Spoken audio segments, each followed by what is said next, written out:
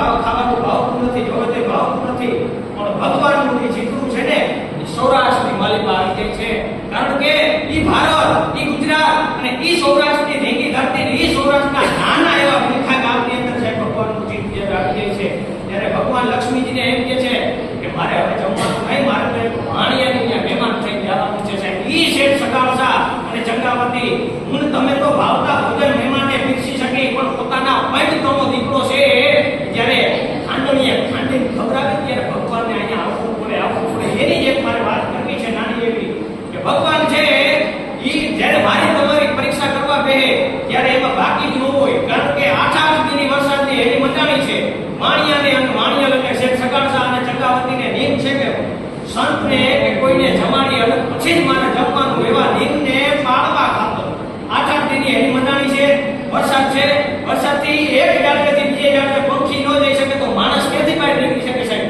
એવી પરિસ્થિતિની અંદર 8 દિન પોતે પણ ભૂખા રહે છે અને ઈ ભૂખ્યા રહે અને છેલ્લે કોઈ એ ભાઈ આપે છે કે આપણા ગામને સીમાડે એક સાધુ મહાત્મા છે, એને લોહીને પગું જે હાલ્યા જાય છે તો શેઠ સગાવસા છે એ ત્યાં જઈ અને ટોપલાની અંદર ઈ સાધુ મહાત્માને લઈ અને અતિથિ ગણી અને ઘરે લઈ આવે છે. પછી એના પગ ધોવે છે, લોહી અને પગ સાફ કરે છે. ઈ માનવીની તાકાત તો તમે જુઓ કે ભગવાનને રીઝવવા હાટું અતિથિ માટે ભરી જવું પડે તોય ભલે, અને પોતાના દીકરા ખાંડીને ખવડાવી દેવા પડે તોય ભલે, પણ અતિથિ છે, અતિથિ મારે આંગણે આવ્યો હોય તો ભૂખો ન જવો જોઈએ. એ અતિથિને ભાવતા ભોજન પીરસે છે. પણ એ અતિથિ આવેલ ભાવ એમ કહે છે કે હું આ ભોજન જમતો નથી, કારણ હું અહીંયા અહોરી પંચમાંથી આવું છું, મને આ તમારા 56 ભોગ ન ઉપાડે, મને આ તમારા ભોજન છે ન ભાવે, મને તો હું માંસ માટી ખાવા વાળો માણસ છું. ત્યારે એ વાણિયા અને વાણિયાની પગ નીચેથી જરા ધરતી સરકી જાય. કારણ કે જેને માંસને હાથ નથી અડાડ્યો, જેના ઘરે માંસનું નામ નથી લેવાનું, એવા વેસનો, અને એને જ્યારે કોઈ અતિથિ આવીને કહે કે અમારે માંસ ખાવું જોઈએ, અમારે માટી ખાવી જોઈએ, ત્યારે સાહેબ આપની વીતી ગઈ હોય. અને ત્યારે એમ કહેવાય છે કે એ ભગવાન ત્યાં એની પરીક્ષા કરવા એ સાધુના વેશે જ્યારે આવે છે અને એ વેશે આવી અને એમ કહે છે કે મારે આ નહીં આવે, ત્યારે વાણિયું છે એ પોતે માંસની વ્યવસ્થા, માટીની વ્યવસ્થા કરવા જાય છે. કસાઈ વાળેથી પશુનું માંસ લઈ અને જ્યારે ઘરે આવે છે ત્યારે પીરસી અને આપે ત્યારે એમ કહે છે એ સાધુ કે હું તો અઘોરી પંથનો ગાઉં, મારાથી આ માંસ ન ખવાય, હું તો માનવનું માંસ ખાવા વાળો છે. તેથી એ વાણિયોને અંદરથી એમ થઈ ગયું, ઓહો આ ભગવાન આપણી કેવી પ્રતિજ્ઞા કરે છે. અને પછી એમ કહે છે કે કાંઈ વાંધો નહીં, તમે માણસની માટી ખાતા હોય સાહેબ, અત્યારે માણસ દાડીએ નથી જડતો તો મરવા હાટું કોણ તૈયાર થાય? ત્યારે ઘરની અંદર જે બે માણસ વાત કરે છે કે કાંઈ વાંધો નહીં, આપો 5-7 કરોડનો છોકરો છે ચેલૈયો, એને કે ખાંડીને ખવડાવી દે.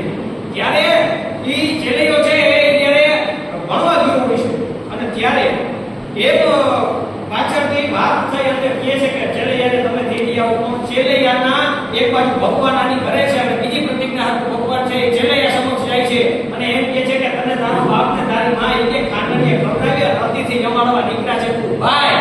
પણ ત્યારે આ દેશનું નાનું મોટું સંતાન કહે છે કે બાપ તો મારી ભૂમિકા લાગે ભોરીજીને નહીં પાર, બાપ તો મારી ભૂમિકા લાગે ભોરીજીને નહીં પાર.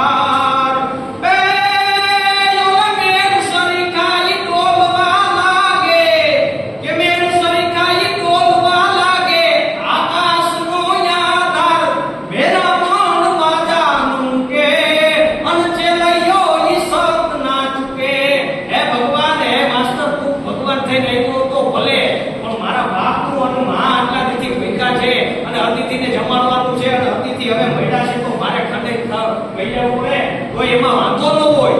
ત્યારે આ વાત કરી અને આ દેશનું નાનું મોટું બાળક છે ભગવાન પછી એક